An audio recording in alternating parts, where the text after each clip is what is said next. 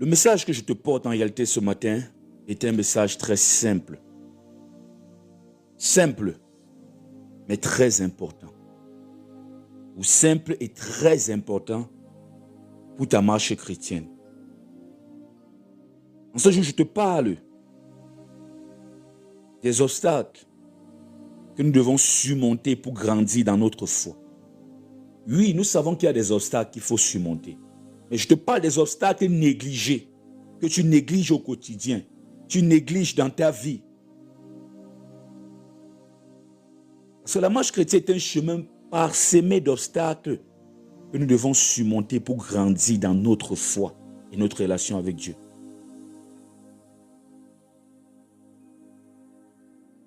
Certains de ces obstacles sont souvent négligés, alors qu'ils ont un impact significatif sur notre cheminement spirituel.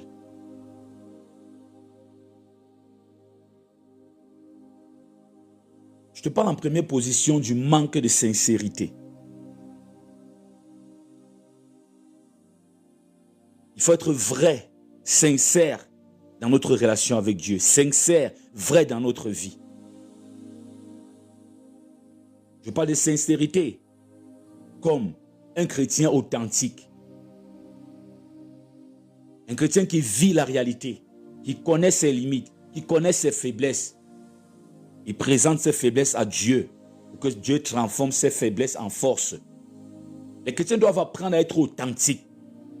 Trop de photocopies parmi les chrétiens. Trop de copies parmi les chrétiens. C'est nous qui doitons le monde, c'est nous qui doitons les gens. Tous les jours, les chrétiens déposent les plaintes contre leur prochain, contre le monde à Dieu. Les chrétiens sont devenus accusateurs à la place du diable. On accuse tel, on accuse le voisin, on accuse le monde, on accuse les situations. Même dans les simples choses, il y a des erreurs. On n'arrive pas à reconnaître nos erreurs, nos torts et demander pardon. On n'arrive pas à être humble. Ça, c'est pas être vrai. Tu arrives en retard au boulot. Au lieu de t'excuser, non, c'est des attaques spirituelles, c'est mon oncle qui a fait ceci, c'est mon oncle qui a fait cela. Et quand cet orgueil continue à prendre du volume et le monde te renvoie, tu reviens encore à ton passé, que Dieu avait oublié, t'avait établi, et tu as tout fait pour détruire. Nous devons apprendre à être vrais. Nous les chrétiens, si on veut grandir spirituellement. Le manque de sincérité dans notre relation avec Dieu peut entraver notre croissance spirituelle. Si nous ne sommes pas authentiques, vrais dans notre adoration, dans notre communion, dans notre prière, dans notre méditation, dans cette relation, notre foi risque de rester superficielle et peu engagée. Avec Dieu, on doit être honnête. Avec Dieu, on doit être transparent pour développer une relation profonde, significative et durable. Tu mens à tout le monde. Tu mens à Dieu. Dieu voit tout. Il est présent partout. Mais tu mens à Dieu. En réalité, tu ne te moques pas de Dieu. Tu ne te moques pas des hommes. Tu te moques de toi-même. Travaille pour être authentique. Travaille pour être vrai. Moi, je ne parle pas d'ici d'être vrai dans le sens où j'oppose la vérité au mensonge. Non, je parle ici de sincérité. Je parle ici de vérité comme réalité. Comme authentique. Il faut être authentique. Ne joue pas au super chrétien alors que tu ne l'es pas. Ça, c'est être un pharisien tout simplement. C'est être un hypocrite. C'est être quelqu'un qui fait de longues prières à l'église alors qu'au fond, à la maison même, on n'écoute même pas ta voix. Ne cherche pas à être Dieu. Non, tu n'es pas Dieu. Il nous a fait supérieur à lui, supérieur à toute créature. Tout ce qu'il a créé là, il est supérieur à ça. C'est un domaine dans ta vie, tu ne pourras rien faire, même pas le petit doigt. Dieu s'est réservé l'exclusivité dans certains domaines dans nos vies. Que lui seul peut agir, lui seul peut parler, lui seul peut résoudre. Et ça qui montre aussi qu'il est Dieu. Je prends le cas par exemple de la mort. Que tu sois bishop, archibishop, saint, que tu sois Jean-Baptiste, tu sois même Jésus-Christ homme, tu sois l'apôtre Paul, tu sois l'apôtre Jean, tu sois, je ne sais pas, le dernier satanique, tu sois le dernier sorcier du village, tu sois celui qui est en train de mettre tout le pays KO. Un temps vient, il faut passer par là. C'est le chemin de toute la terre. Ça montre aussi par là que Dieu reste Dieu. Dieu reste Dieu, il est supérieur au-dessus de tout. Lui n'a pas vu la mort. Jésus-Christ, homme qui s'est manifesté sur terre, a vu la mort. Il est descendu 3 jours avant de ressusciter. Ça montre par là que Dieu est au-dessus de tout ce qui est sur la terre. Donc, comprends qu'il y a un domaine dans la vie où Dieu seul, Dieu a l'exclusivité. Ça ne sert à rien de vouloir te battre, te fatiguer pour arriver, pour ne jamais arriver. Dès le départ, confie ça à Dieu. L'exemple d'un homme qui était sincère, vrai dans la Bible, c'est David. Parce que je parle de vérité ici comme réalité. David n'était pas quelqu'un qui se prenait des ailes, non. David, quand il est faible, il dit à Dieu qu'il est faible. Il reconnaît que la situation dépasse. David disait à Dieu que mes ennemis sont nombreux et plus forts que moi. David reconnaît que l'ennemi qui est en face est fort. David ne joue pas à ce que certains chrétiens font aujourd'hui. Ça te dépasse, tu sais bien. Mais tu continues à dire, je prends l'autorité dans ce qui te dépasse. L'autorité, c'est bien de la prendre. Mais il y a des cas où ça nous dépasse. Il faut se remettre à l'autorité qui nous a donné l'autorité.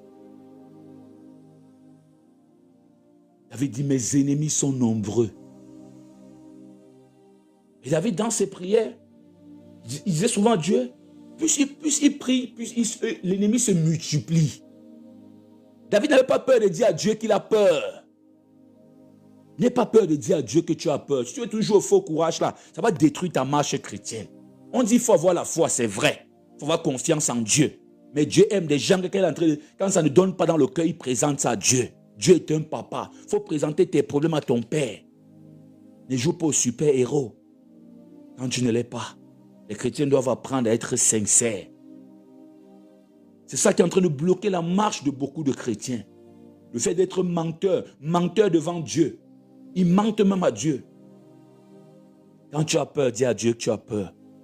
Quand tu doutes, dis à Dieu, voici mes doutes. Quand tu n'arrives pas à croire, dis au Seigneur, je n'arrive pas à croire. Fortifie-moi, donne-moi de croire, Seigneur. Voilà pourquoi dans la Bible, souvent Dieu montrait certaines choses à ses serviteurs pour renforcer leur foi. Parce qu'eux, ils présentaient leurs doutes devant Dieu. Ils présentaient leur peur devant Dieu. Dieu fait encore un dernier signe. Le serviteur dit, oh, ça, je me rassure. C'est pas ici. Ici, il faut être mu pour comprendre mon message. Ça ne sert à rien de te flatter que je crois en Dieu, alors qu'au fond, tu ne crois pas. Dieu préfère ceux-là qui sont vrais, qui disent que j'ai les doutes dans mon cœur. Père, convainc-moi. Le Saint-Esprit aussi est là pour nous convaincre. Il faut le savoir. Je parle ici des obstacles à la croissance spirituelle des chrétiens et des obstacles négligés. Nous négligeons la sincérité. Nous négligeons la vérité. Même certains pasteurs se trompent. Tu vas dans un combat spirituel. Tu sais bien que l'affaire ici n'est pas à ton niveau. Au lieu de te retourner dans le secret, prier légèrement et dire que bon, je reviens dans 3 jours, le temps de bien me préparer. Ou tu dois faire appel à un aîné dans la foi. Non, tu te mets là, tu gonfles. Oui, tu gonfles. Même dans ta marche chrétienne, si, même quand tu peux évangéliser, quand un truc te dépasse, dis que ça t'a dépassé. Dis que non, je veux vous connecter à mon pasteur. Je veux vous connecter à tel frère. Il faut accepter cette réalité. Beaucoup sont tombés comme ça. Tu viens par exemple évangéliser, on t'explique que un père te dit, je suis un grand sorcier, j'ai déjà tué 50 personnes. Chaque semaine, je dois tuer une personne. C'est ma condition. Si je ne tue pas, il doit mourir. Vraiment, l'évangile que tu prêches, c'est vrai, je suis d'accord, mais le problème, c'est que si je ne tue pas quelqu'un chaque semaine, je vais mourir. Donc si j'arrête là, je vais mourir. Donc vraiment, si je crois en Jésus, il faut une puissance vraiment qui va me libérer d'abord entre les mains des gens là. Toi, tu commences à dire oui, tu commences à bavarder. Non, ce n'est pas ton niveau, il faut accepter la réalité. Parce que s'il est tué pour une personne cette semaine, il va mourir. Va, ramène ça vers les anciens. Ramène ça vers l'homme de Dieu. Ramène ça vers quelqu'un de plus mûr. Parce que ça, c'est des choses qu'il faut d'abord briser d'abord cette puissance et le rendre invisible. Pour que la semaine, s'il ne tue pas quelqu'un, il ne meurt pas. C'est d'abord la première des choses. C'est comme par exemple un fou. Si on t'envoie prêcher, je ne sais pas, une famille, on t'envoie vers un fou. Il faut d'abord que le fou soit d'abord délivré de la folie, avant toute chose. Tu ne vas pas venir dire au fou, oh, Il faut donner ta vie à Jésus. Jésus, c'est le Seigneur, c'est le Sauveur. Il est Bethléem, Galilée, Nazareth. Non, non. Il faut d'abord que l'esprit de folie sorte avant toute chose. Donc, il faut être sérieux dans cette marche chrétienne. Il faut être sincère. Dieu aime les gens qui sont vrais. C'est avec eux que Dieu veut progresser. On va continuer. Un deuxième obstacle à notre marche chrétienne qui est négligé. La foi, le manque de foi. Le manque de foi peut également constituer un obstacle majeur dans notre marche chrétienne. Quand tu doutes constamment de la puissance et de la fidélité de Dieu, tu risques de ne pas expérimenter pleinement son amour et sa provision dans ta vie. Il est important de cultiver ta foi en Dieu à travers la prière, la méditation, la parole de Dieu et la communion fraternelle. Tu veux les choses de Dieu, mais tu ne crois pas en Dieu. Tu veux voir la puissance de délivrance, la main étendue de Dieu qui te délivre. Mais tu doutes de Dieu. Tu ne crois même pas qu'il existe. Tu dis que Dieu existe, tu crois en lui avec ta bouche, mais le cœur doute de Dieu. Il faut travailler pour remplir ta vie de foi. Sans la foi là, tu n'iras pas loin. Sans la foi, tu ne vas pas faire un pas. Tu ne vas même pas arriver au carrefour de ton quartier. Si tu traverses même la barrière de ta concession, c'est que tu as même beaucoup fait. Travaille, cultive la foi en toi. C'est important. Sinon, tu vas passer le temps à te plaindre, monter, descendre. Tu ne vas pas progresser dans cette marche chrétienne. Un autre obstacle à notre foi ou à notre marche chrétienne, notre croissance spirituelle, la désobéissance à la volonté de Dieu. La désobéissance à la volonté de Dieu est un obstacle, un autre obstacle fréquent dans notre cheminement spirituel. Lorsque tu choisis ta propre voie plutôt que de suivre les commandements de Dieu, tu t'éloignes de la vérité et de sa bénédiction. Tu t'éloignes de sa vérité et de sa bénédiction. Il est important d'obéir à Dieu, de rester aligné sur sa volonté pour progresser dans notre relation avec Dieu. Tu veux les choses de Dieu sans les conditions de Dieu. Ça n'existe pas en spiritualité. Tu veux les choses du marabout, tu veux les choses du marabout, tu auras les choses du marabout avec les conditions du marabout. Tu veux les choses du diable, tu auras les choses du diable avec les conditions du diable. Ça ne change pas chez Dieu. Tu veux les choses de Dieu, tu auras les choses de Dieu avec les conditions de Dieu. On n'obtient pas les choses de Dieu sans les conditions de Dieu. En spiritualité, tout est conditionné. Tu veux la puissance de Dieu, il y a les conditions, il y a les interdits, il y a des choses que tu ne toucheras pas. Tu veux préserver ton foyer stable, par exemple, il faut garder en tête d'être fidèle. Le jour qu'il y a infidélité, le divorce frappe à la porte et c'est imminent. Chaque chose est conditionnée. La vie même est conditionnée en réalité. Même là où tu es là, tu dois prendre soin de toi. Raison pour laquelle tu cours à l'hôpital, tu cours dans la prière quand tu es malade. La vie est conditionnée. Quand vous pensez que ce n'est que chez Dieu qu'il n'y a pas de condition. Il y a condition partout. Arrêtez vous ne pouvez pas tromper Dieu. Vous n'avez même pas pu tromper les marabouts. Vous n'avez pas pu tromper le diable. Vous n'avez pas pu tromper les traditions de vos ancêtres. C'est Dieu que vous allez tromper. Dieu est plus intelligent que toutes ces croyances-là. On ne peut pas tromper Dieu. La désobéissance à la volonté de Dieu est un obstacle majeur, fréquent dans notre cheminement spirituel. Mets-toi en tête d'obéir. C'est important, c'est crucial. C'est vital, l'obéissance à la parole de Dieu.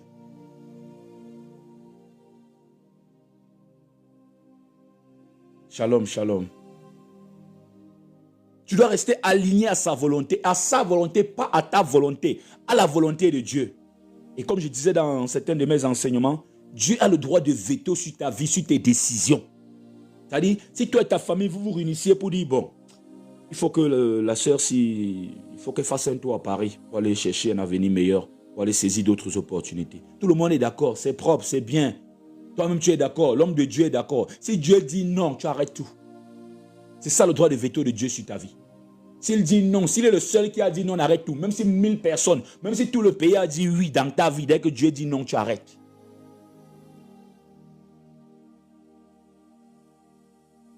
Il Il faut rester aligné à la volonté de Dieu. La désobéissance ne t'amènera pas loin. La désobéissance peut te faire perdre ton trône. Saül a perdu la royauté pour ses descendants parce qu'il a désobéi à Dieu. Et l'obéissance à la parole de Dieu vaut mieux que les sacrifices, les dîmes et les offrandes. Ce n'est pas le poids de tes dîmes qui va effacer tous tes péchés. Ce n'est pas le poids de tes offrandes qui va effacer tous tes péchés. Apprends à obéir. Parce que même en donnant l'offrande, même c'est une obéissance. On donne avec le cœur. Le bon cœur. On ne donne pas parce qu'on veut effacer ceci ou effacer cela. On donne pour le progrès de l'évangile. Pour soutenir financièrement l'œuvre de Dieu. Entre les mains des hommes. Parce que Dieu n'a jamais maillé ton offrande. Il faut le savoir. Certains sont arrivés à dire, Dieu, j'ai donné les dîmes à Dieu. Quelle dîme? Tu as vu Dieu un jour venir prendre l'argent quelque part? Tout ça, ça reste à l'église. Tu donnes ça à un homme qui est le pasteur. Tout ça reste à l'église. Tout ça, c'est pour le fonctionnement de l'église. C'est tout. Dieu n'utilise pas la monnaie de César. Il faut le savoir. Un autre point important. Un obstacle à notre croissance spirituelle. Je parle des obstacles négligés, que nous négligeons. Mais qui sont des venins, qui sont des serpents. Qui empêchent notre croissance spirituelle. Le Dieu lointain. Le Dieu lointain. Ah, c'est bizarre, n'est-ce pas? Mais je dis que c'est un obstacle majeur. Puis je serve un Dieu lointain. Un peu comme les prophètes de Baal. Dans cette histoire, dans le livre des rois. Ils étaient en train de prier. Les prophètes de Baal, ils priaient un Dieu lointain. Et ils priaient, le Dieu là ne réagissait pas. Ils priaient, le Dieu là ne venait pas. On ne sait pas où était le Dieu là. Ils ont prié fatigués. Dans 1 Roi, chapitre 18. 400 prophètes de Baal. 450 prophètes de Baal. 400 prophètes d'Astarté. Qui mangeaient à la table de Jézabel. Sont réunis pour invoquer leur Dieu. Ils sont réunis pour invoquer Baal. Baal n'a pas répondu. Élie a versé de l'eau. Élie a appelé le ciel. Et le ciel s'est manifesté. Le Dieu d'Élie a répondu. Élie ne servait pas un Dieu lointain comme les adeptes, les prophètes de Baal. Il servait un Dieu proche. Un Dieu avec qui il est en communion. Jésus-Christ ne servait pas un Dieu lointain. Il a multiplié le pain. Il a multiplié les poissons. Il ne servait pas un Dieu qui est loin. Il servait un Dieu qui prend soin de lui. Un Père qui est à ses côtés. Dieu est ton papa. Dieu n'est pas le père de ton ami. Dieu c'est ton père, ma soeur, mon frère. Dieu n'est pas ton oncle dans la famille. Dieu c'est ton père. Le fils du président n'a pas besoin de protocole pour appeler le président. Même si le ministre veille sa ligne, même si les gens veulent demander des audiences, lui n'a pas besoin. Dès que ça ne va pas sur le chemin, il prend son téléphone, il appelle directement son père. Voilà pourquoi à la présidence, on fait tout pour que les enfants des présidents soient à l'aise, pour ne pas perturber leur père pour des simples choses. Papa, s'il te plaît, mon laptop est cassé. On se rassure, que ce soit en Europe, en Afrique, partout, que les enfants des présidents ne manquent de rien. Pour qu'ils n'appellent pas le président pendant 1 minute pour dire, papa, s'il te plaît, je ne sais pas, le iPhone est en train de planter. Il te faut un autre, on ne veut pas. On se rassure. Mais quand il va appeler son père, il appelle son père sans protocole. Plusieurs chrétiens servent un Dieu lointain. Un Dieu qui est loin au ciel. Ils sont loin sur la terre. C'est vrai, il y a une distance entre les deux. Mais une distance physique. Spirituellement, il ne doit pas avoir cette distance entre Dieu et toi. Quand tu invoques Dieu, il doit répondre. Plusieurs cherchent Dieu. Seigneur, manifeste ta présence. Seigneur, où tu es où? Dieu est là. Dieu est là. Même si sa présence n'est pas en train de se manifester, sache qu'il est là. Arrêtons de servir un Dieu lointain. Arrêtons d'être comme des prophètes de Baal qui prient toute la journée du matin jusqu'au soir. Dieu est loin. Dieu, c'est une autre réalité. Lui, il est une autre réalité. Tu es un enfant de Dieu. Tu es né de nouveau. Tu es proche de ton Père. Ton Père est proche de toi plus que jamais. Servir un Dieu lointain peut également constituer un défi dans notre marche chrétienne. Si tu perçois Dieu comme distant et inaccessible, il sera difficile de cultiver une intimité, une proximité avec lui. Il est essentiel de reconnaître dans ta vie que Dieu est présent et actif et de chercher sa présence de manière constante. Cherchez Dieu chaque jour. Travaille pour le rapprochement. Quand tu sais un Dieu lointain, parce qu'en réalité, toi, tu es loin de Dieu. Tes habitudes fuient Dieu. Ta façon de parler fuit Dieu. Ton hypocrisie fuit Dieu. Ton comportement fuit Dieu. Tout ce que tu fais, c'est pour t'éloigner de Dieu. Voilà pourquoi tu ressens ce Dieu lointain. Tu vois une distance. C'est toi, en réalité, qui a créé cette distance entre Dieu et toi. Il est temps de travailler pour le rapprochement. Il est temps d'être plus proche jamais de Dieu parce que Dieu, lui, il est présent. C'est toi qui es loin. Loin dans tes pensées. Loin dans tes projets, plus plongé dans tes projets que dans ta relation avec Dieu. Comment est-ce que tu vas construire ce gratte-ciel sans Dieu? C'est comme si tu as un projet de construire une maison. Tu es plus dans le plan de la maison que dans l'investissement, que dans le financement. On lance un projet. On a déjà le projet. C'est important. Mais l'essentiel, c'est d'abord l'argent. L'approvisionnement, c'est ça l'essentiel. Parce que quand il y a l'argent, on peut même changer le projet. On peut dire R plus 2. On veut peut-être 100 000 euros. 500 000 euros tombent. On dit même, laissons les RS plus 2 là. Lançons R plus 7. La connexion. Dans ce monde, ce qui connecte beaucoup, c'est l'argent. Dans le monde spirituel, ce qui doit te connecter, c'est Dieu. C'est la foi. Tu dois te connecter à Dieu. C'est lui l'essentiel. C'est lui ta première intention. La première recherche, c'est lui. C'est lui le financement des projets. Quand il y a financement, il y a projet. On ne manque pas les conseils dans cette vie. Il faut laisser un qui vient tout te conseiller chaque temps. Conseil. Tu as un problème de 500 000, ils sont là pour te donner des conseils. Tu as un problème de 500 000, ils veulent les conseils.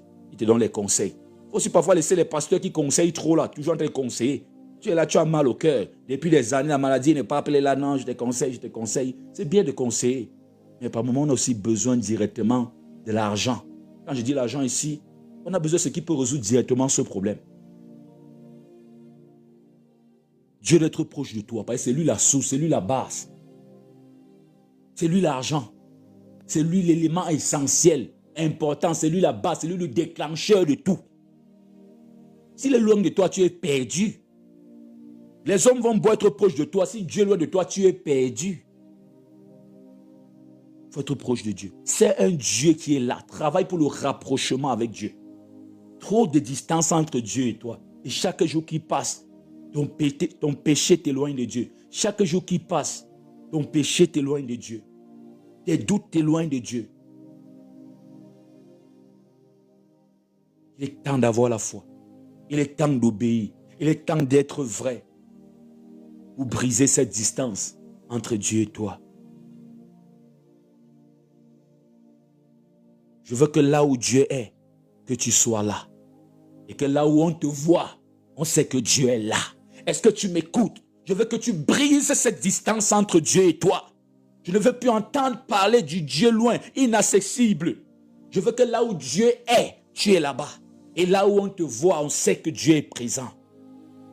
Que tu as quelqu'un qui rassure même. Qui rassure. Un homme de Dieu avait expliqué une histoire un jour. Ils avaient pris un vol. Et entre-temps, le pilote avait annoncé des choses, des nouvelles pas très très bonnes. Le vol ne devait pas se passer normalement, mais ça devait aller un message qui suscite le doute et en même temps rempli d'espoir.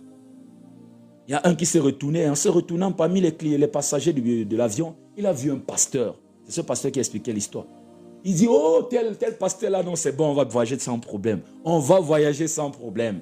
Le pasteur est là. Le prédicateur est là. L'homme de Dieu est là. Je m'endors sans problème. Et ils sont arrivés à destination sans problème. Il faut atteindre ce niveau dans la vie où on te voit, on a vu Dieu. Quand tu es quelque part, on n'a plus de doute, on n'a plus peur, on sait que Dieu est présent. Et là où on voit Dieu, on sait que toi, tu es là. Dans ce niveau, Dieu et toi, vous êtes en communion. Brise cette distance. Ne laisse pas le péché t'éloigner de Dieu. Ne laisse plus le péché t'éloigner de Dieu. Ne laisse plus le monde t'éloigner de Dieu. Ne laisse plus la recherche des biens de ce monde t'éloigner de Dieu. Ne laisse plus rien troubler. Crée la distance entre Dieu et toi. Que là où tu es là, on sait que Dieu est là. Quand tu es dans cette voiture, on dort tranquille. Tu apaises les prières des gens. On s'en va dans une cérémonie comme ça. Quand tu es présent, on est tranquille. On est tranquille. On prie juste un peu. Seigneur, merci pour ta présence. Ça va. Tu rassures. Tu es un ambassadeur. Voilà un obstacle majeur et négligé à notre progrès spirituel. Le Dieu distant, le Dieu lointain, ne sait plus le Dieu lointain. C'est un Dieu qui est là, qui agit, qui est présent, qui t'écoute. Un autre obstacle qui n'est pas négligé.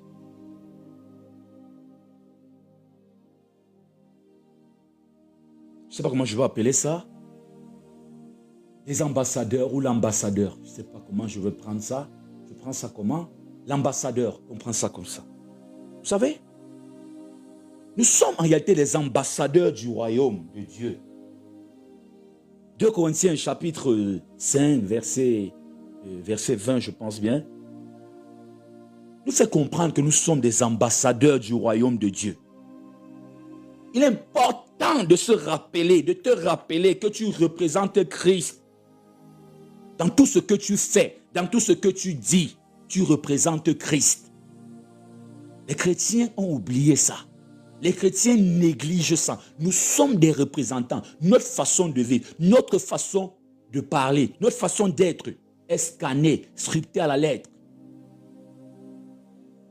Ton comportement, tes attitudes, tes habitudes, ou tout simplement les comportements ou le comportement, les habitudes, les attitudes que tu dois adopter ou que tu adoptes doivent refléter les valeurs et les principes du royaume de Dieu ou témoigner de la gloire et de la grâce de Jésus-Christ. Les chrétiens oublient qu'ils sont des ambassadeurs. C'est un frein à notre marche chrétienne. Dieu ne parle qu'à des ambassadeurs, à des représentants. Tout Français au Cameroun est un ambassadeur. La France ne parle qu'à ses ambassadeurs. Partout, le Français doit représenter l'image de la France, ce que la France est. Tu es venu faire des affaires au Cameroun, tu as implanté une entreprise. Oui, tu représentes la France. Tu dois donner le meilleur des produits à la société camerounaise. Pour qu'on garde en tête que les produits qui viennent de la France sont des produits excellents, meilleurs. Et on adopte le Made in France. Je prends les exemples simples de la vie pour qu'on puisse comprendre les choses spirituelles. Nous représentons le royaume de Dieu. Tu ne travailles pas pour te représenter. Tu ne te représentes pas. Tu représentes le royaume des cieux. Donc veille à ta marche chrétienne. Regarde tes comportements avant de laisser l'animal sortir en toi là, en place publique, dans le taxi, dans le métro, partout. Réfléchis bien. Tu représentes Christ.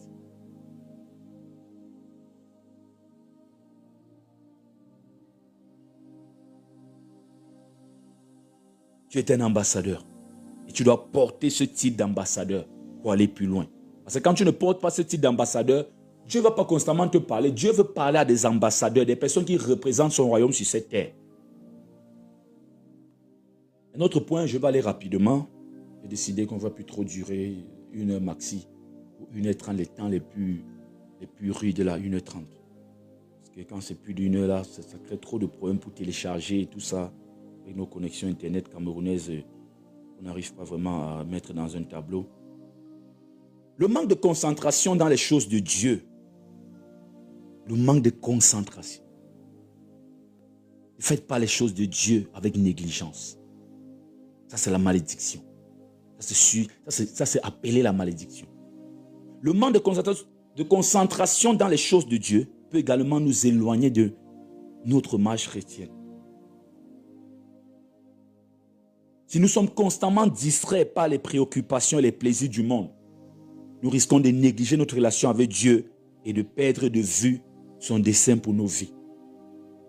Il est essentiel, ma sœur, de rester focalisé sur Dieu et de prioriser notre temps et notre énergie pour cultiver notre relation avec lui. Sois concentré, mon frère, sur les choses de Dieu. On est concentré partout. Concentré dans nos relations de fiançailles, dans notre foyer, au boulot, partout, sauf dans les choses de Dieu. Et c'est un frein, un obstacle à notre croissance spirituelle, un obstacle négligé. Je parle des obstacles négligés, des choses insignifiantes pour nous. Les obstacles, bon, c'est rien, on va s'en sortir. On n'essaye même pas de plonger le regard là-dessus avec concentration. Mais pourtant, ce sont des géants, des Goliaths qui détruisent notre croissance spirituelle. Les désirs charnels et l'adoration du moi peuvent également constituer des obstacles à notre croissance spirituelle. Si tu laisses tes désirs égoïstes et tes ambitions personnelles dicter tes choix et tes actions, tu risques de t'éloigner de la volonté de Dieu et de t'enfermer dans un cycle de péché et d'éloignement de sa présence. Il est essentiel pour toi de renoncer au moi pour te soumettre à la volonté de Dieu et vivre selon ses principes et ses valeurs. Laisse tomber les désirs charnels. Il est bon d'avoir un iPhone, il est bon d'avoir une voiture, c'est bien, ça ne dérange pas. Mais quand tu as soif de posséder, c'est-à-dire tu as même un iPhone là, c'est bien, ça ne dérange pas. Mais il te faut seulement voir ce qu'il y a à la mode. C'est dangereux. C'est un obstacle à ta marche chrétienne. Et le moi, quand tu ne penses qu'à toi, tout c'est toi. Même dans la prière, c'est toi. Tout c'est toi. On ne parle que de toi. Avec Dieu, vous ne parlez que de toi. Avec tes amis, on ne parle que de toi. Avec le pasteur, c'est de toi qu'on parle. Il y a des gens qui parlent tellement d'eux qu'ils oublient souvent de me saluer avant de me poser leurs problèmes. Il y a des gens qui pensent tellement à eux qu'ils oublient souvent de saluer les frères et sœurs avant de poser leurs problèmes. Eux et rien que eux. Voilà pourquoi ils ont tellement de problèmes. Quand tu te soucies tellement de toi, plus que Dieu te laisse avec tes problèmes pour que tu travailles normalement. Comme tu as le temps de te soucier de toi là, tu te soucies bien. Tu te réveilles en te souciant de toi. Tu travailles en te souciant de toi. Dans le métro, tu te soucies de toi. Dans le bus, tu te soucies de toi. Au travail, tu te soucies de toi. En rentrant, tu te soucies de toi. En dormant, tu te soucies de toi. Dans tes rêves, tu te soucies de toi. Dieu va te laisser tes problèmes. Ça va te créer des rêves inutiles. Ça va te fatiguer la tête. Va venir la maladie, la dépression, l'anxiété, les troubles psychologiques, les troubles moraux. Et voilà, l'AVC peut se pointer. Le monde ne tourne pas qu'autour de toi. Et la Bible dit que chacun ne regarde pas seulement à ses intérêts, mais regarde aussi aux intérêts des autres. Ce n'est pas pour rien que nous sommes les membres d'un corps. Tu n'es qu'un membre, il y a plusieurs autres membres. Tu ne peux pas être la bouche et dire, c'est moi la bosse. Tu ne peux pas être les yeux et tu dis, comme je vois là, c'est moi qui... Non. Et même les membres, souvent les plus négligés, sont les plus importants. Ce matin, j'ai donné quelques obstacles négligés à notre progrès spirituel. Il faut vraiment travailler là-dessus pour grandir, pour progresser dans cette marche chrétienne.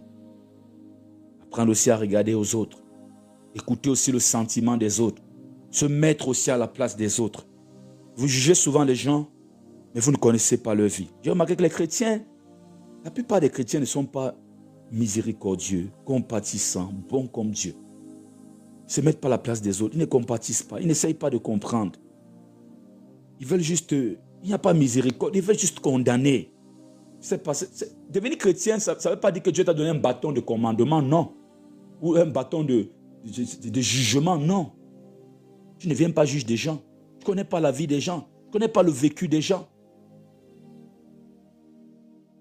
Moi, je rends grâce à Dieu parce que, pour mon passé, j'ai connu la rue, j'ai connu la délinquance, j'ai connu les boîtes de nuit, les femmes, toutes ces choses-là. Je rends grâce à Dieu parce que, aujourd'hui, je comprends que ça m'a beaucoup aidé. C'est une école. C'est vraiment une école, ça m'a beaucoup aidé. Ça me fait comprendre beaucoup de choses. Raison pour laquelle moi, je ne juge pas vite les gens. Par exemple, je veux te parler de la drogue. La drogue n'est pas une bonne chose. C'est pas bon la drogue. Mais ne viens pas dans la rue, tu trouves un enfant de la rue, tu juges parce qu'il est en train de se droguer. Non. Amène l'enfant à toi. Évangélise la personne, il viendra à Christ. Il y a des gens que s'il n'y avait pas cette drogue, c'est qu'ils sont morts depuis. S'il n'y avait pas ça, ils se sont suicidés depuis longtemps. Je te dis vrai. Il y a des gens que s'il n'y avait pas ces bouteilles d'alcool, c'est que depuis ils se sont suicidés. C'est tout ce qu'il y avait pour l'instant. Quand il y a des problèmes, on s'accroche d'abord au bâton qu'il y a pour l'instant. En attendant que la lumière arrive. Et quand tu arrives, tu es la lumière que Christ t'a envoyée. Ne viens pas commencer à juger les gens de cette façon. C'est une mauvaise approche. On a perdu beaucoup de frères comme ça qu'on pouvait ramener en nous à Christ. Raison pour laquelle ne jugez pas vos parents qui à l'époque vous amenaient chez les marabouts. C'est tout ce qu'ils connaissaient, c'est tout ce qu'ils avaient. Et Dieu se manifeste aussi dans nos ignorances. C'est-à-dire, tu vas là par ignorance, Dieu va te guérir. Même pas en passant par le marabout. Ce n'est pas en passant par lui, il va te guérir parce que tu es ignorant pour l'instant. Et quand viendra la connaissance, tu vas t'aligner. Raison pour laquelle, l'une des choses qui énerve le plus Dieu, c'est quand il t'a sorti de l'ignorance et tu continues à vivre dans l'ignorance. Dieu ne tient pas compte des temps d'ignorance. Mais à partir du moment où il t'a rempli de connaissances, tu ne dois plus vivre là. Dieu déteste un chrétien qui retourne encore chez les marabouts, qui retourne encore dans les pratiques mystiques. À l'époque, il t'a gardé dans l'ignorance. En attendant que tu parviennes à la connaissance, il a été patient avec toi. Au lieu que tu connais la vérité, ne retourne plus dedans. C'est pour te dire, il y a des gens qui sont encore aussi dans l'ignorance. Laissons le temps à ces gens aussi de changer en priant pour eux, en ayant une bonne approche. Moi, je veux parler au ghetto, je vois des gars sont en train de se droguer, je viens dire, oh non, Jésus-Christ n'aime pas la drogue, arrête ça rapidement. Non, j'amène la personne. C'est ça qui le maintient en attendant que j'arrive. C'est ça qu'il a en main là, qui est en train de le maintenir en attendant que j'arrive. D'autres sont suicidés depuis. Parce que les gens ont des problèmes dans cette vie. N'arrêtez pas les gens à vous juger, les gens ont des problèmes dans cette vie. Les gens ont des problèmes que si on vous donne, si Dieu vous donne ces problèmes, vous n'allez même pas vivre 2 jours. Vous allez partir vous pendre comme Judas. Les gens qui ont des problèmes dans cette vie. Il y a des gens que s'ils se droguent, ils peuvent tuer tout le monde. Il y a des gens qu'on a tué leur père et leur mère sous leurs yeux, les parents sous leurs yeux. Apprenez à aborder les gens. Ne jugez pas les gens. On est venu pour que les gens sortent du jugement, sortent de la condamnation qui pesait contre eux, pour qu'ils embrassent la vérité. On n'évangélise pas un délinquant comme on évangélise un enfant posé. On n'évangélise pas un chef d'État comme on évangélise un simple fonctionnaire. Non. On n'évangélise pas un professeur d'université comme on évangélise quelqu'un, un illettré. Non. Jésus a parlé à Nicodème d'une façon différente.